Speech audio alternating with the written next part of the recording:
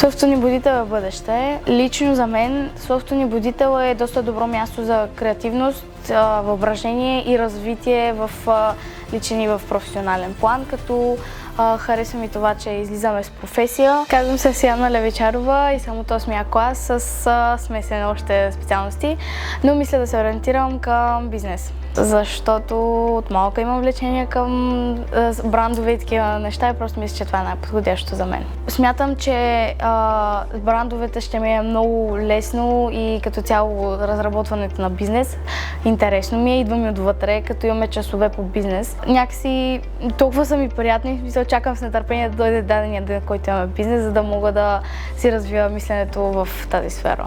По принцип всеки ден си потвърждавам, че това е моето място, защото виждам позитивизма в учителите. Винаги са непристрастни към всички, опитват се да помагат на всички, който не разбира, нали, да се подобри в дадено нещо.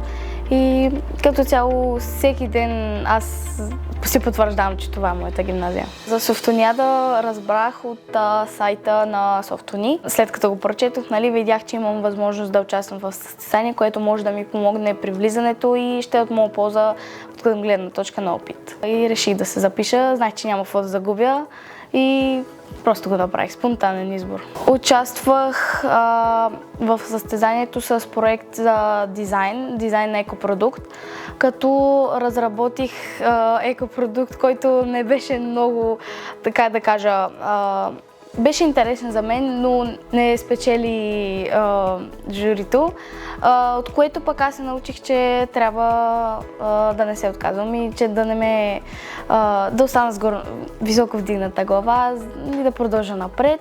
Имаше доста така бурни емоции, притеснявах се, обаче мина успешно и просто си чаках награждаването да видя дали изобщо ще се класирам. Не успях, но не загубих нищо. Хареса ми и си го помня като експириенс. Трябваше да направя дизайн на екопродукта. Екобоя, която е подходяща за училища, офиси, домове, като цяло всичко.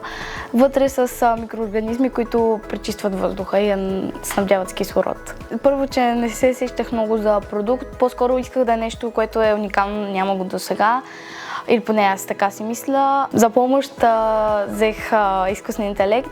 Нали, даде ми идеята, обаче аз после си я разработих, направих си дизайна, нарисувах го на таблета ми и като цяло си сформирах целият проект само с идеята. Използвах изкуствен интелект. Пратих го, одобриха ме, нали, за да премина към защитаването. Защитих го, така да кажа, можех и по-добре. Нали, разбирам защо не съм класирана. Притеснявах се, обаче като мина и вече ми беше супер. Чаках следващия ден, за да мога да видя, нали, дали съм успяла или не. Не спечелих Софтуниада, обаче пък спечелих, как да кажа, емоции от този ден, от тези 2 дни.